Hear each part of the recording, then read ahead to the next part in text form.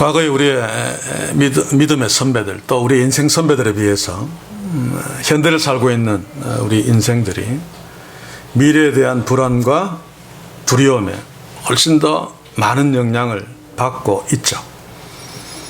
특별히 코로나19라고 하는 이 예상치 못한 질병 때문에 거의 2년 가까이 어려움을 전 인류가 겪고 있습니다만, 이것이 현대인들의 미래에 대한 불안감과 또 거기에 대한 두려움을 훨씬 더 가중시키고 있는 것 같습니다.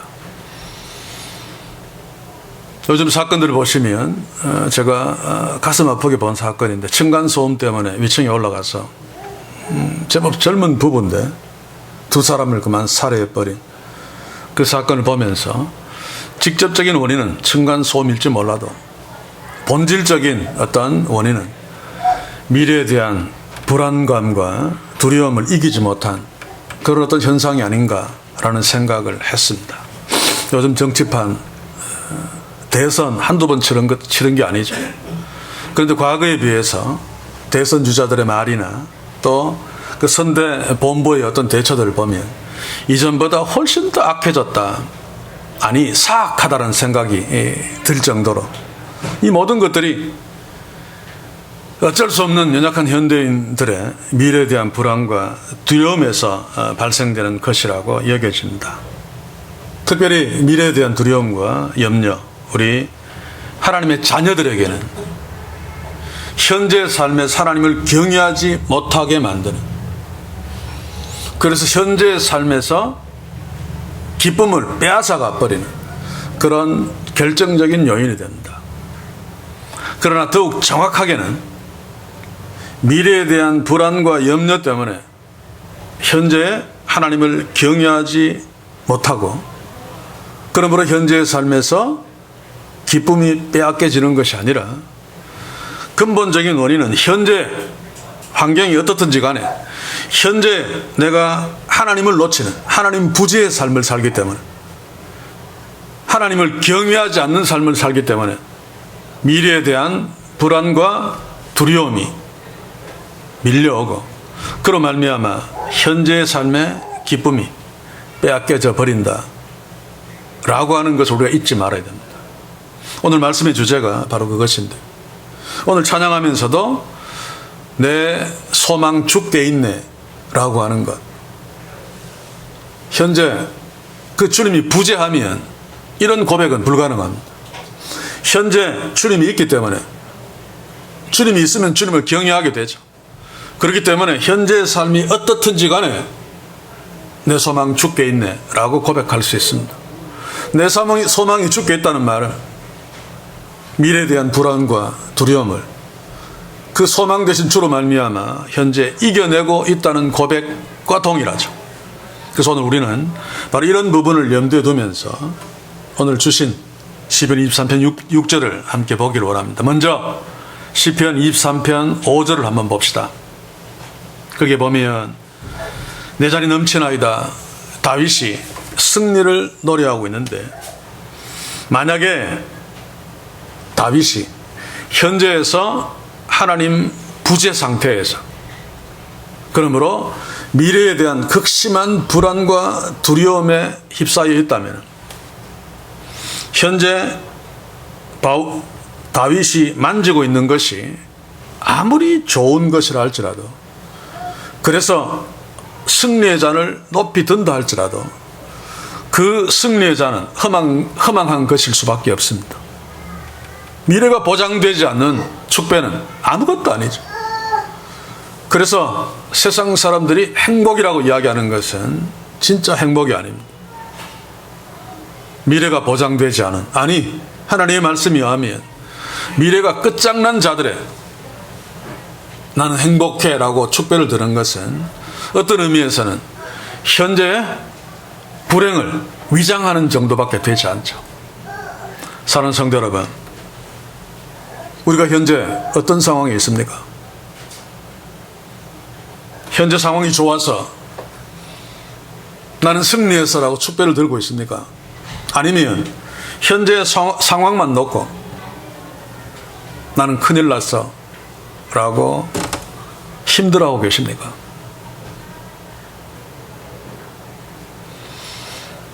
오늘 다윗이 현재 상황에서 승리의 노래를 부를 수 있었던 것은 궁극적으로 주의 선하심과 인자하심이 정녕 나를 따르리니 라고 하고 있는 미래에 대한 분명한 확신에서부터 나오는 것입니다. 이게 오늘 이 시대를 살고 있는 교회와 우리들에게 가장 중요한 부분이라고 생각되어집니다. 주의 선하심과 인자하심이 정녕 나를 따를 것이다 라고 하는 바로 그 미래에 대한 소망, 그것은 현재 하나님 부재 상태에 있으면 고백할 수 없는 것이죠.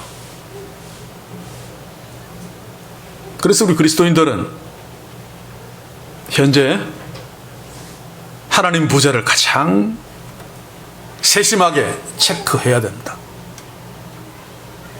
예수님 당시에 그 대단한 대제사장들, 서기관들, 바리새인들 하나님의 말씀을 안다고 막 까불면서 안식일을 놓고 예수님께 막 도전했던, 이제 다음 줄 보겠습니다마는 상자 자리를 가지고도 서로 다투고 서로 높은 자리에 앉으려고 하는 이 모든 것들의 근본적인 이유는 하나님 부재입니다.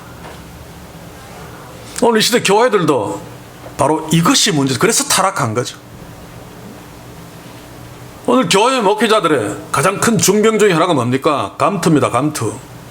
거기에 먹을 겁니다. 먹을 거로.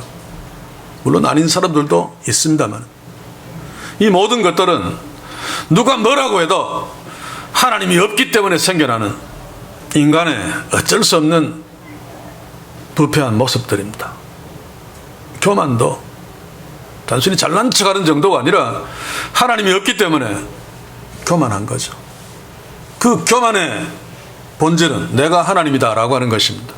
그래서 하나님이 교만하는 자를 가만두지 않는 이유가 바로 거기에 있죠. 하나님은 한 분밖에 없는데. 오늘 이 시대 살고 있는 한국교회 뿐만 아니라 우리들도 바로 이런 딜레마 속에 있을 수 있습니다. 그러면 하나님 부재로, 물론 하나님이 있다고 착각할지는 몰라도 하나님이 부재하면 미래에 대한 불안과 두려움에서 벗어날 수 없습니다. 그러면 현재 기뻐할 수 없는 거죠. 이게 우리 인간이 맞닥뜨린 실존입니다. 우리는 5분 앞도 내다볼 수 없지 않습니까? 그러니 5분 앞도 내다볼 수 없는, 5분 앞도 알 수 없는 우리가 미래를 확신한다는 것, 미래가 나한테 승리를 줄 거야 라고 확신한다는 것은 불가능합니다. 그래서 미국의 어떤 재벌은 모든 것을 다 갖춘 성공한 사람임에도 불구하고 불안으로 우울증으로 몸부림을 치면서 내가 미래에 대해서 확실할 수 있는 것은 세금을 내야 된다는 것과 내가 죽는다는 것밖에 없다 라고 하면서 불안해했다고 합니다. 세속적인 관점에서 볼 적에 그렇죠. 이분은 사업하는 사람이니까 세금은 반드시 내야 될 것이고, 그러나 모든 인생에게 한 가지 분명한 사실은 죽는다는 사실. 그 죽기 전에 그 살아있는 상황에 일어날 일은 내가 모르기 때문에 불안할 수밖에 없다라고 하는 것인데, 우리 그리스도인들은 몰라도 나의 인생의 주인 되시는 하나님이 부재하지 않는다면 그 하나님께 소망을 들 수 있으므로 어떤 위험한, 어떤 두려울 만한 상황들이 예상된다 할지라도 다윗처럼 주의 인자하심이, 주의 선하심이 나를 따를 것이므로 이것을 전제하고 내가 잔을 높이 듭니다 라고 노래할 수 있단 말입니다. 자, 그러면 다윗이 그런 어떤 어려운 상황, 이 시편 23편은 최악의 상황입니다. 사울에게 쫓기든지 압살롬에게 쫓기든지 둘 중에 어느 한 상황인데 어쨌든지 간에 생명이 경각에 달린, 또 한편으로는 유대인들이 가장 죽기보다 더 싫어하는 수치의 극한 상황에 있는 그런 다윗이 어떻게 그런 상황에서도 미래에 대한 분명한 확신을 가질 수 있었을까? 오늘 우리가 읽은 대로 나의 평생의 선하심과 인자하심이 정녕 나를 따르리니, 이런 미래에 대한 확신을 갖고 있었을까?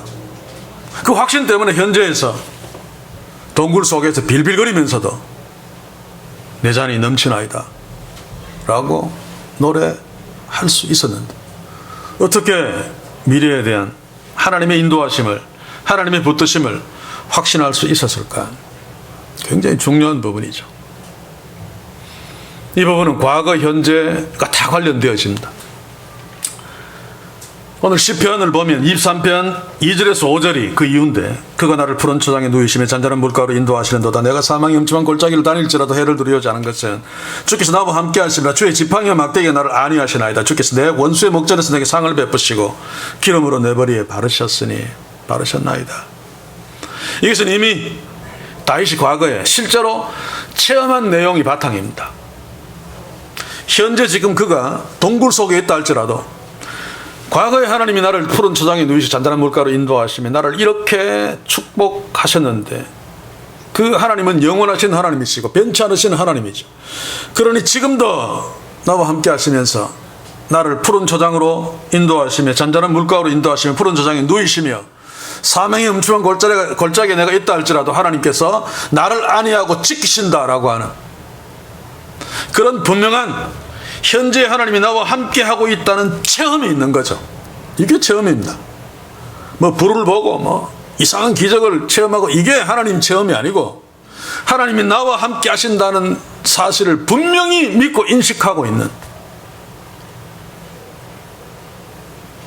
우리가 지금 똑같이 예배를 드리고 있습니다만 어떤 사람은 하나님을 체험하면서 예배를 드리고 어떤 사람은 하나님을 체험하지 못하고 하나님 부재 상황에서 예배 드릴 수 있습니다. 하나님 말씀을 근거로 두세 명이 모인 곳, 내가 거기에 있겠다. 그 약속을 믿고 지금 이 예배의 자리에 하나님이 임재하셨음을 확실하게 믿는 사람은 하나님을 체험하고 있는 거죠. 그러면 태도가 달라집니다. 그렇죠? 하나님을 체험하고 있으니까 예배의 태도가 달라지고, 또 현재 하나님을 체험하고 있는 자들은 삶의 태도가 달라집니다. 다윗이 이런 노래를 동굴 속에서 부를 수 있었던 것은 현재 하나님을 체험하고 있기 때문입니다. 사랑하는 성도 여러분, 우리가 현재 하나님을 체험하고 살아야 됩니다. 체험이라는 용어가 계속 거슬립니다.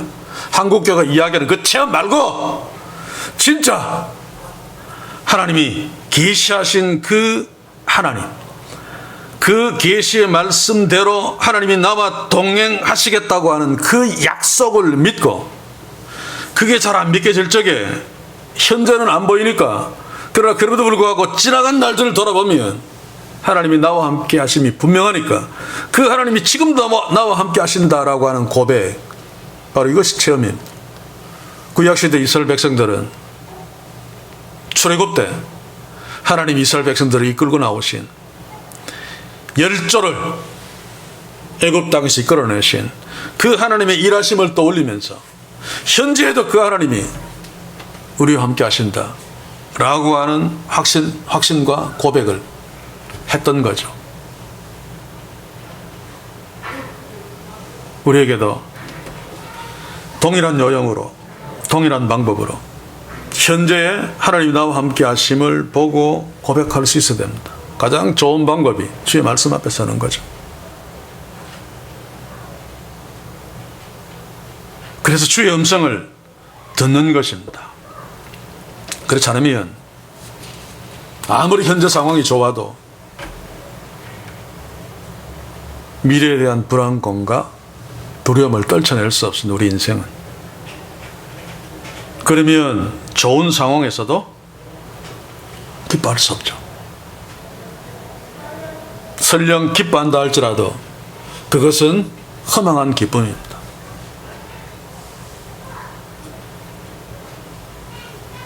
사랑하는 성도 여러분들, 가까이 지난 일주일도 관두고 어제의 삶을 한번 돌아봅시다.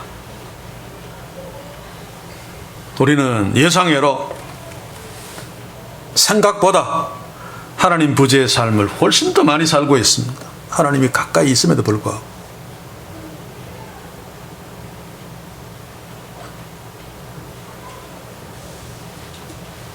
나에게 하나님이 부재한가? 하나님 분명히 계시는데 내가 그 하나님을 의식하지 못하고 사는가를 한번 질문하면서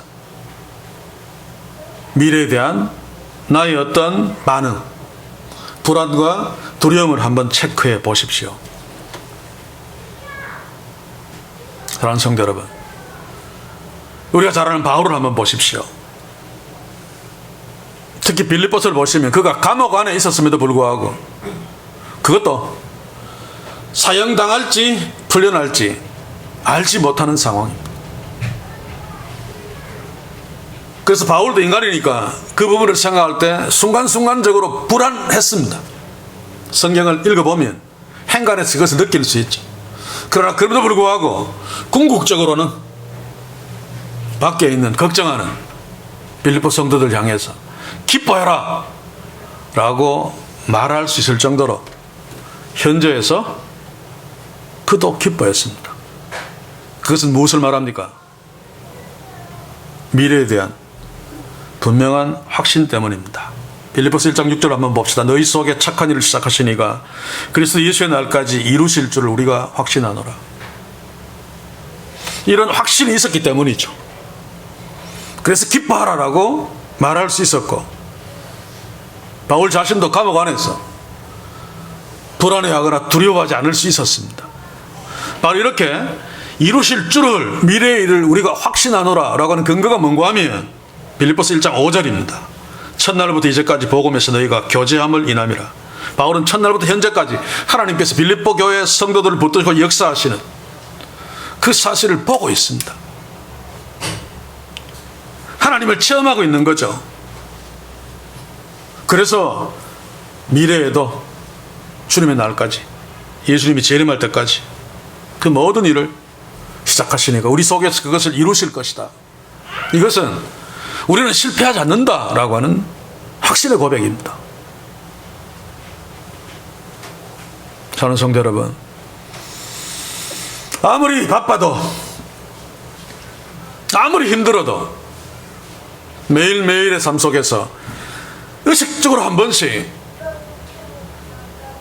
하나님이 나와 함께 계시면서 나를 붙들고 인도하시고 일하심을 체크해야 됩니다. 특히 어려운 상황이라면, 바울처럼 감옥에 있는 상황이라면, 아니면 현재의 상황이 그런데 내가 미래를 놓고 너무 불안해서 어쩔 줄 모르겠다면 현재 하나님이 나와 동행하심을 체크해야 됩니다. 그러면 미래를 확신할 수 있습니다. 소망을 주께 둘 수 있습니다. 바울처럼, 다윗처럼 나의 평생의 선하심과 인자하심이 정녕 나를 따르리니. 시편 23편 6절에 그 놀라운 고백을 할 수 있다는 말입니다. 다윗은 현재 하나님 부재가 아님으로 말미암아 그 하나님으로 인한 미래의 승리를, 미래에 불안하지 않고 두려워하지 않을 수 있는 상황을 확신하고 있습니다. 그래서 나의 평생의 선하심과 인자하심이 정녕 나를 따를 것이기 때문에 나는 걱정 없다. 나는 바랄 것이 없다. 나의 자를 높이 듭니다. 라고 말할 수 있는 것이죠. 이게 믿음입니다. 히브리서 11장 1절에 보시면 믿음은 바라는 것들의 실상이요 보지 못하는 것들의 증거니 라고 믿음을 정의하고 있죠. 바라는 것, 보지 못하는 것은 다 미래에 속한 것들입니다. 그러나 그럼에도 불구하고 믿음은 그것이 실상, 실제, 그리고 증거, 현재 붙잡고 있는 거죠. 그러나 아직 아닌 것은 틀림없습니다. 미래의 일이니까. 그러나 미래의 일이 현재에 오면 그것이 나의 현실이 되는 것을 믿는 것을 말합니다. 그래서 영어성경 NIV를 보시면 저는 이 부분에서 은혜를 많이 받고 많이 적용시키는데 뭐 칠판이 있으면 좋겠는데 그냥 한번 읽어보겠습니다. 히브리서 11장 1절 NIV 성경이 어떻게 번역했는가 하면 faith, 믿음은 is being sure of 이하를 확신하고 있는 것이다. is being, 진행형, 현재 진행형을 썼어요. 저는 여기에 고쳤습니다. 그리고 믿음을 다시 한번 정리할 수 있었는데, 그리고 and certain of 이하를 이것도 is being하고 걸리죠. 그래서 우리가 바라는 것, what we hope for, 우리가 소망하는 것에 대한 그 소망하는 것을 확신하고 있는 것이고, what we do not see, 우리가 보지 못하는 것을 확신하고 있는 것이다. 믿음은 하나님이 준비하신 미래의 일에 대해서 현재 그 확신이 진행형인 것입니다. 이게 진행형이 되려면 현재 내 삶 속에 하나님 부재이라면 불가능하죠. 사는 성도 여러분, 우리의 믿음 현재 진행형인가, 지금도 진행하고 있는가 질문하는 것 굉장히 중요합니다. 그래야지 미래에 하나님이 준비하신 바라는 것들, 보지 못하는 것들, 이것이 실상과 증거가 되는 거죠. 그 확신이 현재에 계속 진행되고 있기 때문에. 여러분, 누가 절망합니까? 미래에 대한 확신이 없는 사람, 다시 말해서 미래에 대한 확신이 현재 진행형이 아닌 사람이 절망합니다. 안 보이니까. 그러니 불안하고 두려울 수밖에 없죠. 그래서 높은 데서 뛰어내리기도 합니다. 아무리 부자라 할지라도, 아무리 재벌이라 할지라도 미래에 대한 확신이 현재 진행력이 아니면 누구나 절망할 수밖에 없는 거죠. 그럼에도 불구하고 다윗은 미래의 승리에 대한 분명한 확신이 그에게는 현재 진행형이었습니다. 그래서 나의 평생의 선하심과 인자하심이 정녕 나를 따르리니 라고 고백하면서 현재의 상황에서 낙심하지 않고 불안하지 않고 불안해하지 않고 절망하지 않고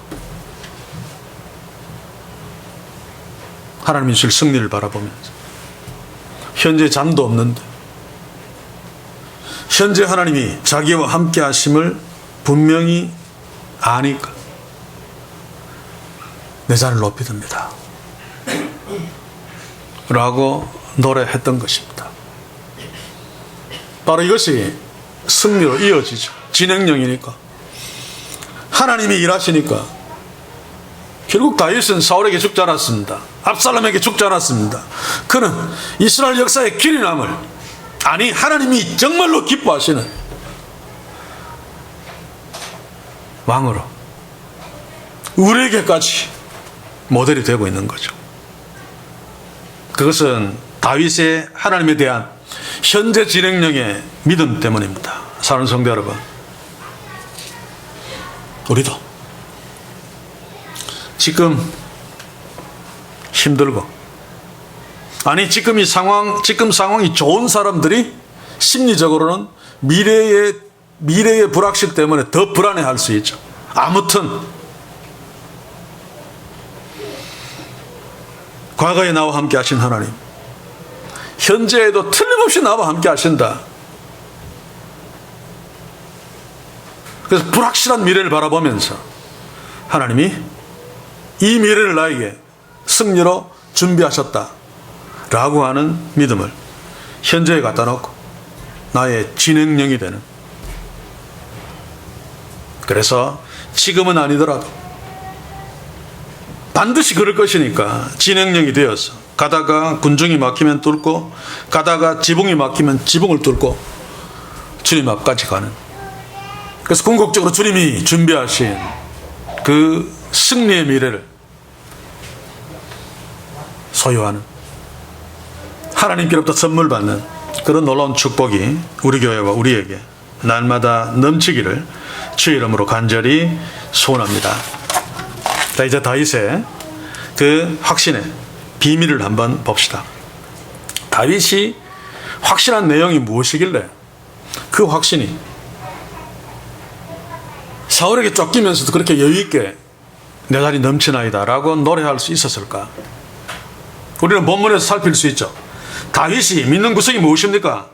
선하심과 인자하심, 주의 하나님의 선하심과 인자하심이 나를 따른다는 것을, 또 앞으로 따를 것을 다윗은 분명히 알았기 때문에 그렇게 어려운 자리에서도 여유있게 내 자리 넘치나이다 라고 노래할 수 있었습니다. 자, 그런데 이걸 모르면 분명히 주의 선하심과 인자하심이 나를 따를 것이기 때문에 내가 망하지 아니하고 승리하는데, 몰라도 승리합니다. 하나님, 우리 하나님이시니까. 그러나 모르면 현재에서 불안하고 두려워하면서 너무너무 힘들게 시간을 보낼 수밖에 없습니다. 제가 며칠 전에 유튜브에서, 저는 유튜브를 잠깐 보는 게 동물, 뭐 개, 고양이, 고양이는 별로 좋아하지 않습니다만 한 번씩 보면 힐링이 돼요. 그런데 굉장히 큰 대형견인데, 그 개 종류는 제가 까먹었습니다만 그 주인이 고양이 한 마리를 가지고 와서 같이 놓았어요. 그러니까 이 고양이가 큰 개를 보고 두려워서 계속 숨어요. 어쩔 줄 몰라요. 개는 고양이가 좋아서 막 따라가는데 고양이는 자기를 해치는 줄 알고 막 숨고, 근데 며칠 뒤에 영상을 보니까 고양이가 개 위에 올라가고 이어 들어가고 막 개 코를 막 물고 막. 왜 그렇습니까? 불안했을 때는 개가 나를 향해서 선하심과 인자하심을 베풀고 있고 그런 대상이라는 것을 몰랐기 때문에 도망갔는데, 좀 지나 보니까 그 개가 나한테 너무 잘해주거든요. 그래서 막 까불고 있는 것입니다. 다윗도 그 어려운 상황이 있었지만은 하나님의 선하심과 인자하심이 나를 따르고 있고 따를 것을 알았기 때문에 그 어려운 상황에서도 내 자리 넘치나이다라고 까부를 수 있었던 것입니다. 여유를 가질 수 있었던 것이죠. 그러면 하나님의 선하심과 인자하심, 그게 뭡니까? 선하심은 우리가 잘 아는 토브입니다. 토브, 히브리어에서. 창세기 1장에 보면 하나님이 천지를 창조하시고 뭔가 만드시고 보시기에 좋았더라 라고 하는 그 좋았더라가 토브죠. 이 토브라고 하니까 저는 갑자기 배성당 목사님이 생각납니다. 옛날에 창세기 1장을 설교하면서 토브 이야기를 하는 거 제가 너무 인상 깊게 들어서 갑자기 기억이 나는데, 하나님 보시기에 좋았더라 라고 하는 이 토브가 하나님의 선하심 같은 단어입니다. 자, 그런데 이 좋았더라는 우리 인간이 뭔가 좋은 것을 보고 좋았더라라고 하는 그 차원이 다릅니다. 우리 인간이 좋았더라라고 하는 것은 어떤 상황, 어떤 기준입니까? 현재 자기의 어떤 상황에서 나오는 심리적인 판단과 느낌이죠. 그래서 똑같이 좋은 것이라도 인간은 어떤 상황에서는 막 나빴더라라고 말할 수 있습니다. 그래서 인간이 좋았더라고 하는 것은 상대적인데, 하나님이 좋았더라고 하는 이 하나님의 선하심은 절대적인 것입니다. 당연하겠죠. 절대적인 하나님의 선하심은 절대적인 것입니다. 그래서 다윗이 안심할 수 있는 거죠. 절대적인 선하심이 자기를 따를 것이기 때문에, 어떤 상황에서도 그 선하심은 변하지 않기 때문에, 따르다가 멈추지 않을 것이기 때문에, 하나님이 나를 완벽하게 좋아하시기 때문에입니다. 그러니 두려워할 필요가 없죠. 미래에 대해서 하나님이 나를 토부하니까, 완벽하게 좋아하시니까, 나를 따르는 그 선하심이 완벽한 하나님의 것이기 때문에 현재 내가 동굴 속에 있어도 사울의 칼날이 나를 위협한다 할지라도 내 다리 넘치나이다 라고 승리를 노래할 수 있는 것입니다. 사랑하는 성도 여러분, 다윗이 사울에게 막 쫓기는 거, 그 다윗 입장에서 볼 적에는 인생이 막 거꾸로 가는 것입니다. 이럴 수 있나? 그렇잖아요. 제가 언젠가도 그런 예를 한번 들었습니까? 요즘은 뭐 다 전자책이라서 아닙니다만은 예전에 저도 어릴 적에 그 집에 있는 그 개동시계 따르릉 하는 그 탁상시계 신기해가지고 뒤에 뜯어서 이러다가 되게 한번 맞은 적이 있는데 그때는 그런 시계가 굉장히 귀했죠. 전부 톱니로 되어 있습니다. 그렇죠? 근데 보면 어떤 거는 탁탁탁 치는 것도 있고 어떤 거는 이렇게 돌아가는데 어떤 거는 반대로 돌아가요. 뒤로 이렇게 보면 시계 바늘이 오른쪽으로 돌아가는데 톱니 밖에는 왼쪽으로 돌아가는 것들이 있단 말입니다. 반대로. 자, 그런데 아무 생각 없이 보면 시계가 일로 가야 되는데 왜 톱니바퀴가 반대로 도느냐 라고 말할 수 있습니다. 이러면 안 되는데. 그런데 반대로 돌아가고 바로 돌아가고 하는 이런 것들이 잘 조합해서 결국 시계가 바르게 가는 거죠. 하나님의 일하심도 바로 이런 신비함이 있습니다. 그래서 거꾸로 돌아가는 것이 시계 바늘이 정상적으로 가는 것을 방해하지 않습니다. 우리가 우리의 인생이 거꾸로 돌아가는 것처럼 보인다 할지라도 그것이 거꾸로 돌아가는 것이 아니란 말입니다.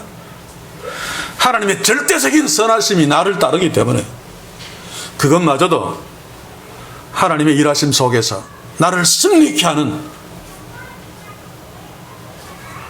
토부입니다. 토부. 구약의 요셉을 보십시오. 아버지 밑에서 긴 옷, 아버지 사랑을 듬뿍 받아서 형들에 비해서 노동에서도 재배되고 색동옷으로 후계자의 지명도 받고 정말 시계반 톱니가 바르게 잘 돌아갔는데 형한테 찍혀가지고 애국으로 팔려가면서부터 시계바늘이 완전히 거꾸로 돌죠. 노예로 갔다가 거기서도 하나님의 말씀대로 유혹을 물리쳤는데 그러면 거기서라도 시계바늘이 바로 자기 인생이 바로 돌아갔어야 되는데 더 거꾸로 돌아가. 감옥에.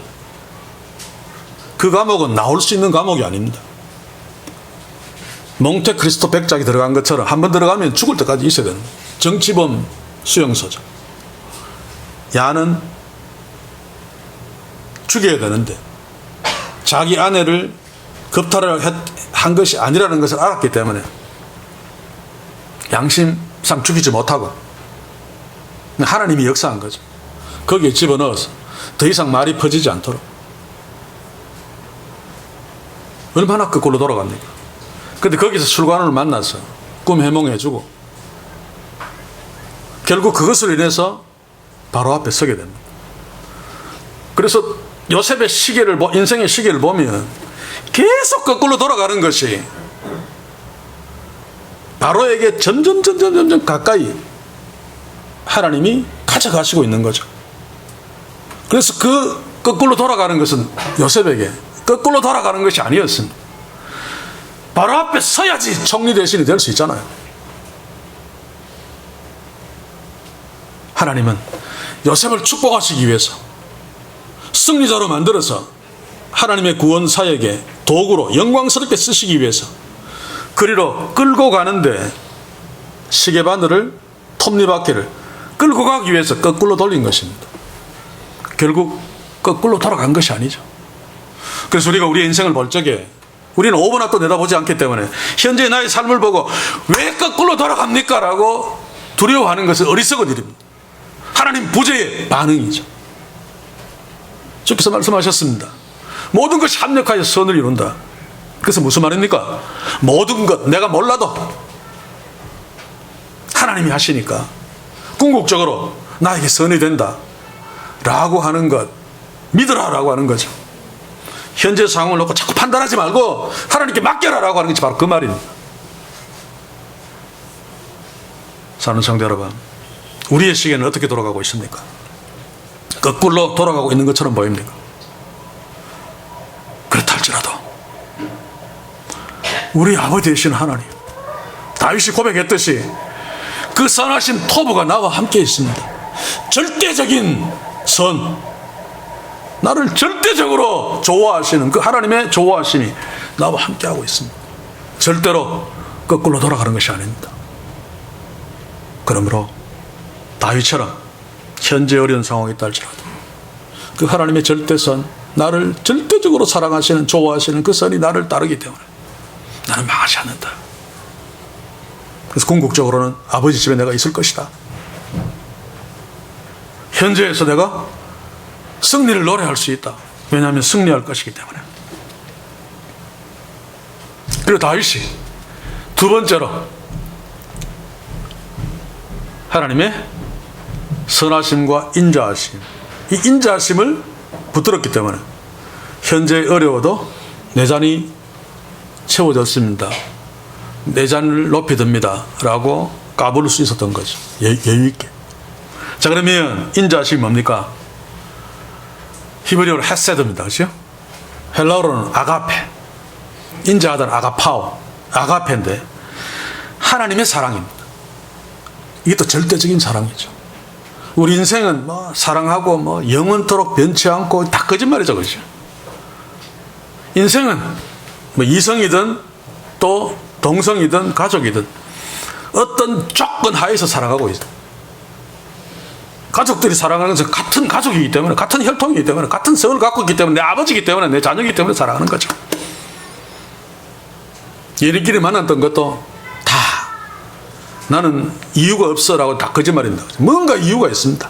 인생이기 때문에 어쩔 수 없는 거죠. 그런데 하나님의 헤세드, 하나님의 아가페는, 우리를 향하신 그 절대 사랑은 조건이 없습니다. 그렇죠? 조건이 있다면 우리는 모르지만 하나님이 우리를 너무 사랑하셨다라고 하는 거예요.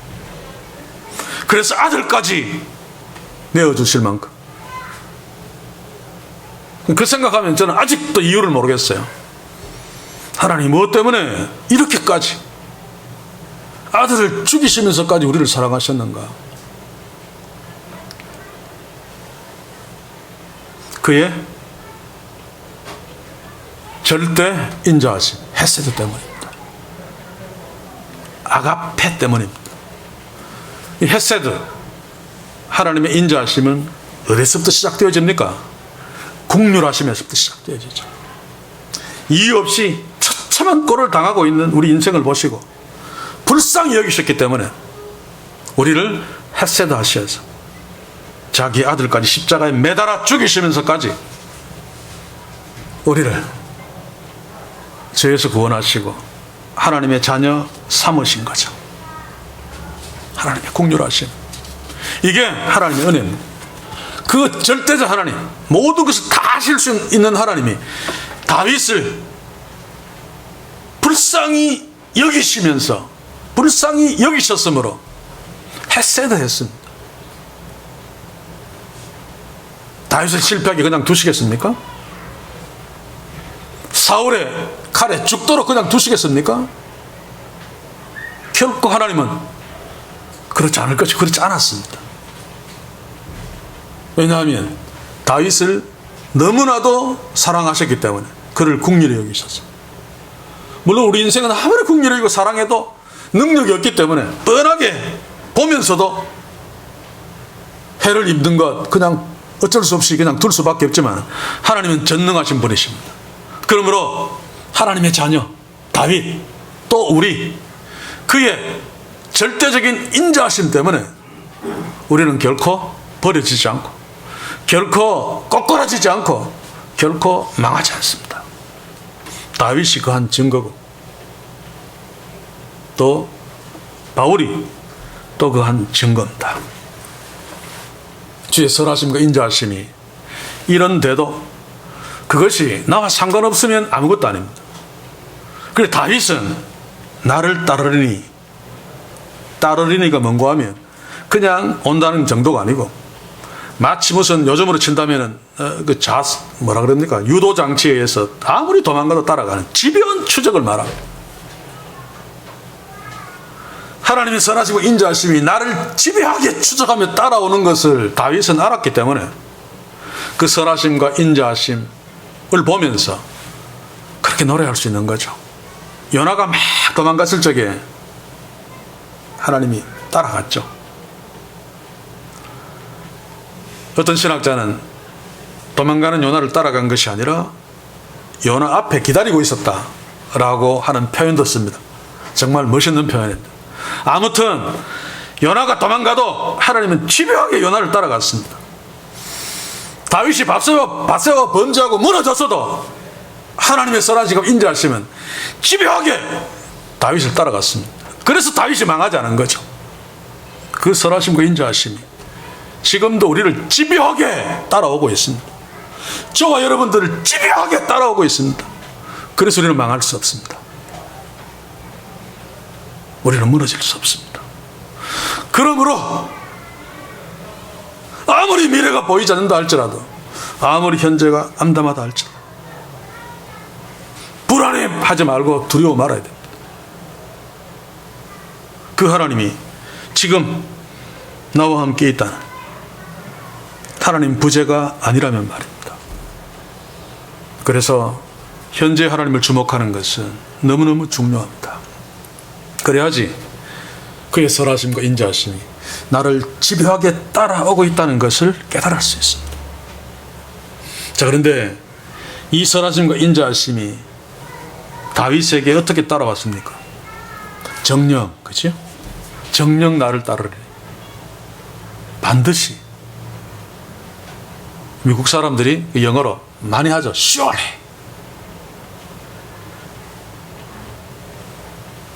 시편 23편에 보시면 부사는 단 요 하나밖에 없습니다. 정령, 반드시. 하나님의 그 선하심과 인자하심이 집요하게 나를 따라오는데, 그 집요하게 나를 따라오는 것이 어떤 조건 또 어떤 상황에 따라서 떨어져 나가는 것이 아니라 반드시 나를 따른다는 말입니다. 전능자 하나님이기 때문에 가능하죠. 그가 나를 절대적으로 사랑하시기 때문에 가능하죠. 반드시 따라옵니다. 그리고 그 반드시 따라오는 것은 영원히 따라옵니다. 그래서 두려워하지 않을 수 있는 것입니다. 성경을 한번 읽어봅시다.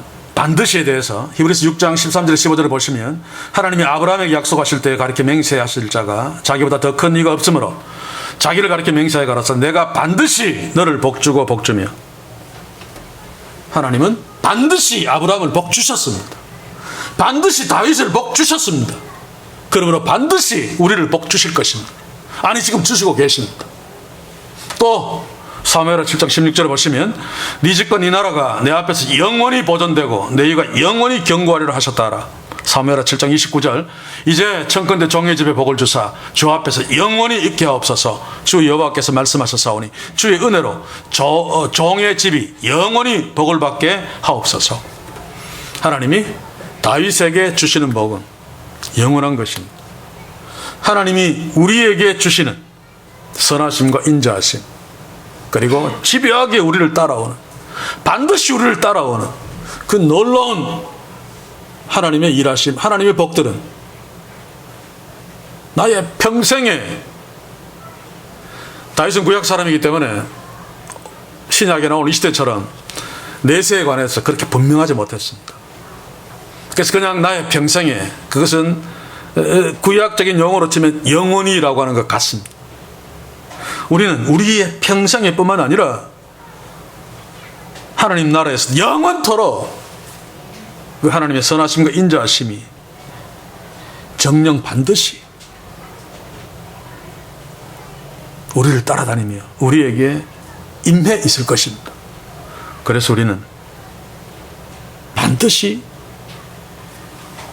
나에게 주어지는 하나님의 그 절대 선과 절대 사랑, 그리고 영원토록 주어지는, 어떤 조건에서도 또 어떤 시간에서도 상관없이 주어지는 바로 그런 것이기 때문에 지금 내가 곧 죽는 자리에 있다 할지라도 내 잔이 넘치나이다 라고 노래할 수 있습니다. 이것을 아주 극단적으로 누린 자가 바로 스데반이죠. 돌에 맞는 자리 얼마나 아픕니까? 이상 더 극단적인 자리가 어디 있습니까? 그래도 그는 주님을 바라보았습니다. 다윗이 고백한 것과 동일한 거죠. 반드시 나를 붙드실 주님. 그래서 그가 그의 얼굴을 천사같이 환하게 할 수 있었습니다. 다윗으로 친다면 내 잔이 넘치나이다 라고 고백하고 순교한 것이죠. 이제 결론을 내리겠습니다. 그럼에도 불구하고 우리는 왜 이런 하나님의 놀라운 우리를 향하신 것들을 우리가 모르지 않고 있잖아요. 알잖아요. 그래도 왜 자꾸 불안해하고, 왜 자꾸 두려워하고, 그래서 왜 자꾸 현재에서 실패하는가? 다시 반복합니다만 하나님 부재 때문입니다. 하나님을 놓쳤기 때문입니다. 왜 하나님을 놓칩니까? 나도 모르게 하나님보다 세상을 더 사랑하기 때문이죠. 더 본질적으로 이야기하면 나를 더 사랑하기 때문입니다. 그러면 나를 이롭게 해줄 세상에 더 집착할 수밖에 없고, 세상에 집착하면 현재 나와 함께 하시는 하나님을 놓칠 수밖에 없기 때문에 하나님 부재에서 궁극적으로 불안해하고 두려워할 수밖에 없고, 그러므로 궁극적으로 실패할 수밖에 없는 것입니다. 저는 이 하나님 부재를 지난 수요일입니까? 성도님들께 고백했습니다. 산책하면서 기도하면서 하늘을 보면서 제가 하나님께 뭐라고 말했는가 하면, 하나님, 저는 하나님을 사랑하지 않아요 라고 했습니다. 솔직히. 그것은 정말로 사랑하지 않는다는 뜻이 아니라 하나님이 나를 사랑하시는 것을 염두에 두면 나는 하나님을 사랑하지 않습니다 라고 하는 겁니다. 이유가 뭔가 생각해 봤더니 결국 하나님보다 나한테 더 집착하기 때문에, 그래서 더 불안하고 더 두렵고, 그러니 하나님 더 쉽게 놓쳐버리고, 근데 그 하나님을 다시 바라보니까 결국 내가 이런 상황에 몰려서 두려워하고 불안했던 것이 결국 나를 사랑했기 때문이다. 내가 하나님을 사랑하고 있지 않아요 라고 고백하면서 울 수밖에 없었습니다. 이게 다 하나님 부재에서 오는, 하나님 부재는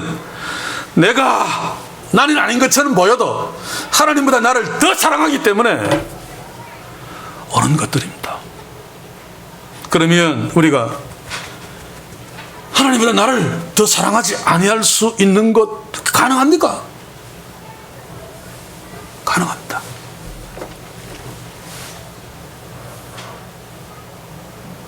바울이 그랬던 것처럼 십자가에서 하나님이 나를 얼마나 사랑했는가를 보는 것입니다.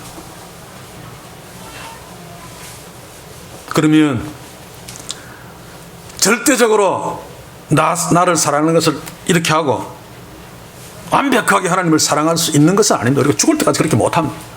그럼에도 불구하고 하나님이 나를 얼마나 사랑하셨는가, 그 십자가에서 그 절규를 하면서 하나님 어찌 나를 버리셨나이까? 왜 예수님이 그래야만 됩니까? 하나님이실 때.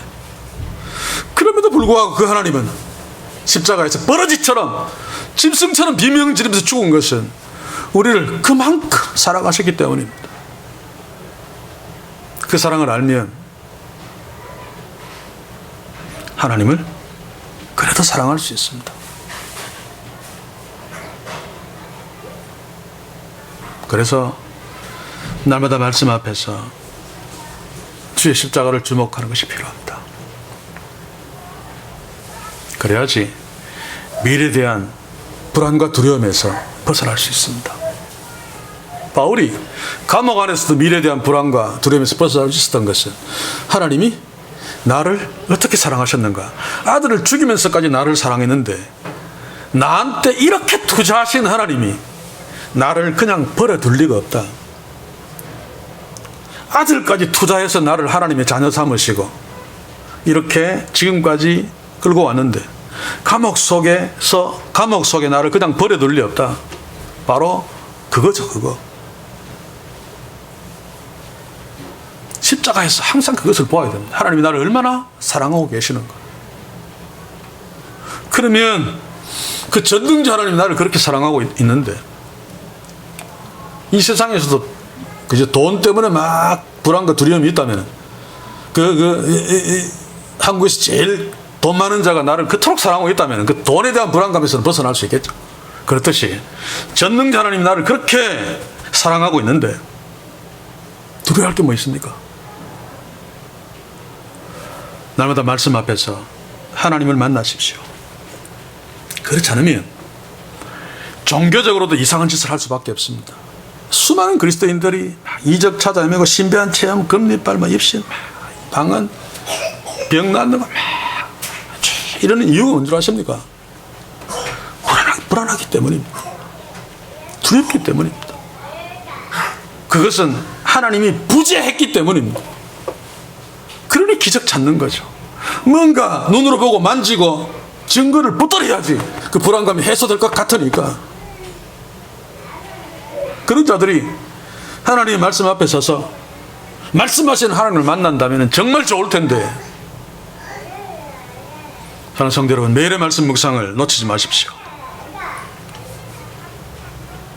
거기서 말씀에서 하나님을 날마다 만나시길 바랍니다. 그러므로 현재의 삶에서 세상으로부터 밀려오는 미래에 대한 불안감, 두려움 계속 밀려올 수밖에 없죠. 우리에게 현실이죠. 그러나 하나님은 더욱 크신 분이기 때문에 나를 절대적으로 좋아하시고 절대적으로 사랑하시는 분이기 때문에 그 하나님의 사랑이 집요하게 나를 쫓아올 것이기 때문에 그 하나님의 선하심과 인자하심이 반드시 영원토록 나를 붙들고 계실 것이기 때문에 아무리 미래에 대한 불안과 두려움이 크게 밀려온다 할지라도 넉넉히 내 자리 넘치나이다 라고 노래할 수 있습니다. 물론 이것이 항상 가는 것은 아닙니다. 그랬다가도 떨어졌다가 또. 그런데 어쨌든 다윗의 이 고백을 보면서 우리의 상황을 놓고 우리의 상황을 다윗의 상황으로 옮겨가는 축복이 있길 바랍니다. 주의 선하심과 인자하심이 평생에 나를 따를 것이다. 그러므로 나는 망할 수 없다. 현재 어렵더라도 미래의 하나님이 나에게 주실 준비하신 그 승리를 바라보면서 내 자리 넘치나이다, 내 자리 넘치나이다 라고 노래하는, 그래서 진짜 하나님이 약속하신 미래가 현재가 되는, 바라는 것들의 실상이 실제가 되는, 보지 못한 것들의 증거가 현실이 되는 그런 놀라운 축복이 저와 여러분들에게 현재 또는 미래로부터 현재가 되는 시간 속에서 풍성하게 만나며 붙들며 누릴 수 있기를, 그래서 주님 오시는 그날까지 내 잔이 넘치나이다 라고 노래하는 우리 모두가 될 수 있기를 주의 이름으로 간절히 소원합니다. 기도합시다. 주여, 우리의 연약함을 긍휼히 여기소서. 현재의 어려움 속에서 또는 현재 잘 되고 있는데도 불안하며 두려워하며 어찌할 줄 몰라하는 저희들을 긍휼히 여기소서. 오늘 이 시간 말씀을 통해 주께서 우리에게 체크해 주시는 이 모든 것들이 결국은 하나님 부재에서 오는 반응임을 우리가 깨닫게 하시어서 우리의 본성이 하나님을 싫어하지만 주의 성령께서 우리를 도우셔서 날마다 말씀 앞에 서게 하셔서 주의 음성을 들으며 현재 나와 함께 하시는 하나님을 늘 의식함으로 사망이 음침한 골짜기에 있다 할지라도 두려워하지 아니하고 주의 돌보심을 체험하면서 주의 인자하심과 선하심과 인자하심이 반드시 집요하게 영원토록 나를 따르는 것을 확인하고 현재에서 오히려 내 자리 넘치나이다라고 노래하는 우리 모두 되게 주의 성령께서 도우시고 역사해 주시옵소서.